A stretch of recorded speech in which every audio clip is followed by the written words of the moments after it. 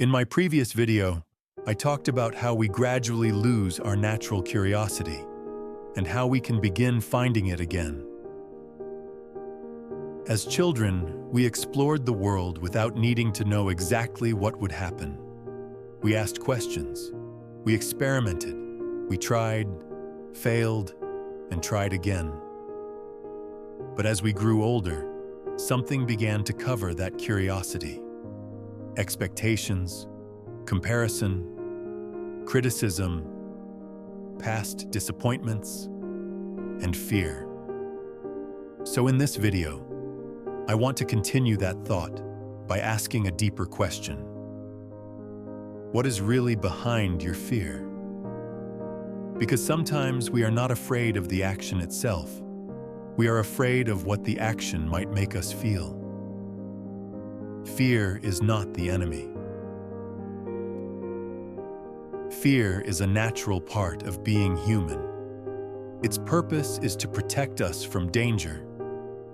The difficulty begins when our mind no longer distinguishes clearly between genuine danger and something that is simply unfamiliar.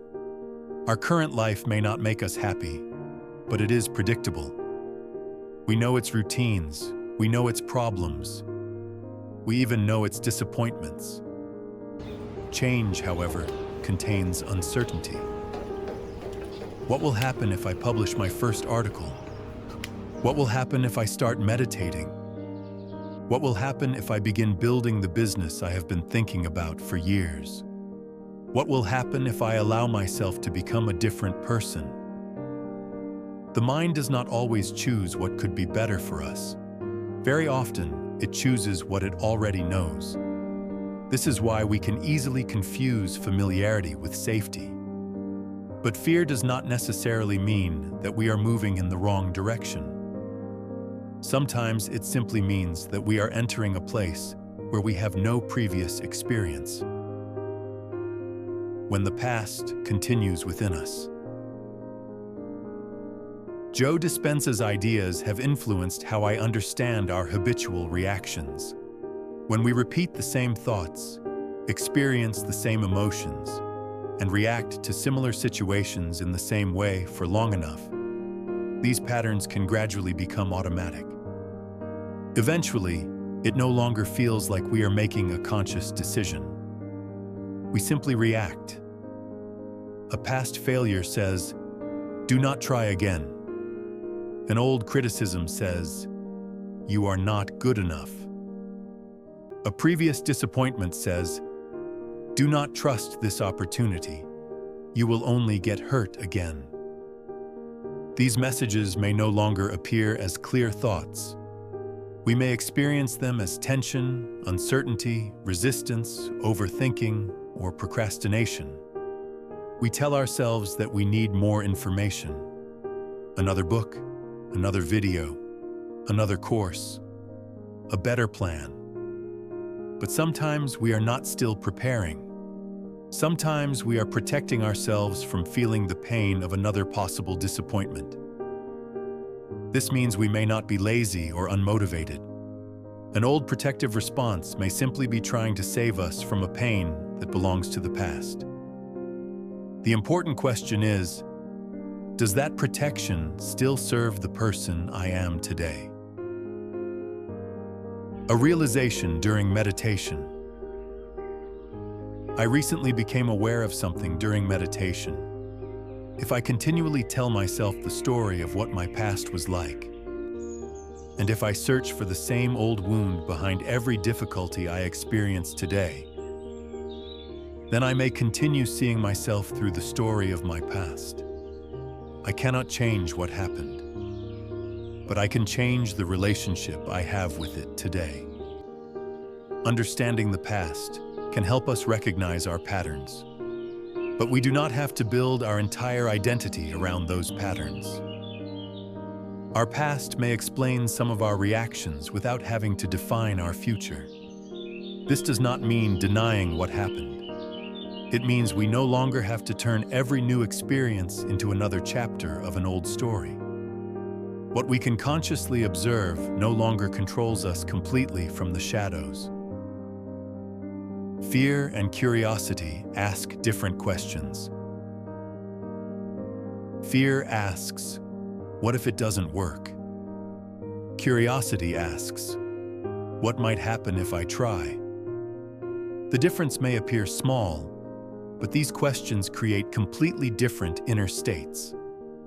Fear wants certainty before we move. Curiosity allows us to explore without having every answer. This is where the connection to my previous video becomes important. Perhaps we did not completely lose our curiosity. Perhaps it became covered by fear, judgment, and difficult experiences. And perhaps courage is not always the first thing we need. Maybe we first need to become curious again. Not because curiosity guarantees success, but because it allows us to take the next step without demanding that we already know the entire journey. Make the first step smaller. Old patterns rarely disappear because of one dramatic decision. They usually begin to change through small, conscious choices. The next time you notice yourself procrastinating, do not immediately criticize yourself. Pause and ask, what am I trying to avoid? Am I avoiding the task or the feeling this task creates inside me? Maybe you are not afraid of writing. Maybe you are afraid of being judged. Maybe you are not afraid of starting a business. Maybe you are afraid of experiencing another disappointment. Maybe you are not afraid of meditation. Maybe you are afraid of what you might hear when everything becomes quiet.